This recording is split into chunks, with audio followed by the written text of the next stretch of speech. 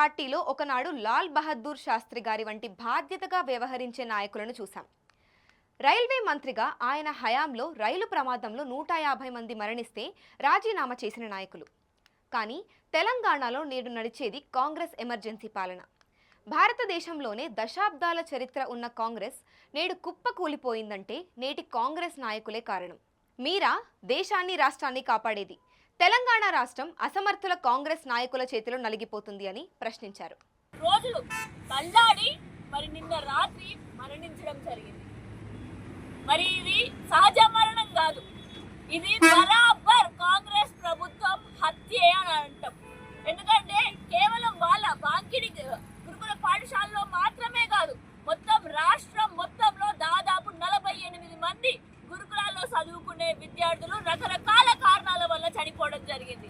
దాదాపు 950 మంది నేడు కూడా మత్కల్లో జిల్లా పరిషత్ హై స్కూల్ పాఠశాలలో మరి మిడ్ డే భోజనం తిని మధ్యాహ్న భోజనం వల్ల 100 మంది విద్యార్థులు అస్వస్థతకి గురయ్యారు. మరి గుట్టలు పట్టుకొని ఏడుస్తూ మరి వాళ్ళ శోకం ఎవరికి తెలుస్తుంది? ఆ తల్లిదండ్రులు వాళ్ళ బిడ్డని కోల్పోతున్నారు, వాళ్ళ బాధ ఎవరు తెలుస్తుంది?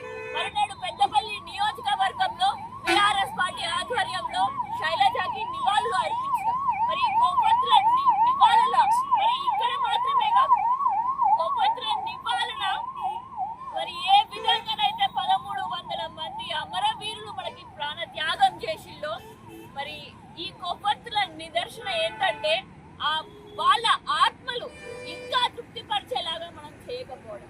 మరి దేనికైనా ఇట్లాంటి బిడ్డల బతుకులు ఇంకా కోల్పోవద్దు మనము అని అంటే కాంగ్రెస్ కి ఓటేసిన ప్రతి ఒక్కరు కూడా మాట్లాడాలి.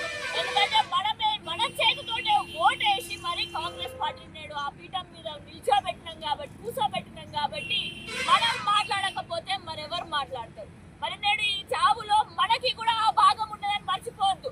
నేడు రేవంత్ రెడ్డి గారికి కుర్చీ ఇచ్చినామనంటే విద్యాశాఖ నేడు అతని చేతుల్లోనే ఉంది అంటే, సాంఘిక సంక్షేమ శాఖ నేడు అతని చేతుల్లోనే ఉంది అని అంటే మనందరమే తీసుకుపోయి పెట్టినట్టు. అందుకనే ప్రతి ఒక్క తెలంగాణ పౌరులందరినీ కూడా గొంతు విప్పాలి అని చెప్పేసి కోరుకుంటూ, అదే విధంగా బీఆర్ఎస్ పార్టీ నుంచి వెంటనే ఆ బిడ్డను కోల్పోయినందుకు వాళ్ళ తండ్రులకి మనం ఎంతగానో వాళ్ళ బాధను దూరం చేయలేదు.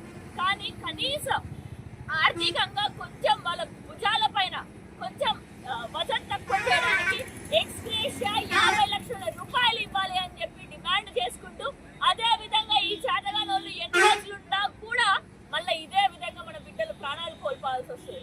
అందుకనే ఈ చేతగాని వాళ్ళు ఆ కుర్చీ మీద ఉండద్దు అని చెప్పి రేవంత్ రెడ్డి గారు ఈ శాఖకు అసలుగా పనిచేయరు, ఈ విద్యాశాఖకి సాంఘిక సంక్షేమ శాఖకి మీకు కూడా ఆ కుర్చీ సరైపోయినట్లేదు. మీరు కూడా ఆ కుర్చీకి తగినట్టుగా వ్యవహరించుకోకపోవడం వల్లనే ఇవన్నీ జరుగుతున్నాయి. కాబట్టి తక్షణమే మీరు కూడా రాజీనామా చేయాలి. ఎందుకంటే ఒకనాడు లాల్ బహదూర్ శాస్త్రి గారు మీ కాంగ్రెస్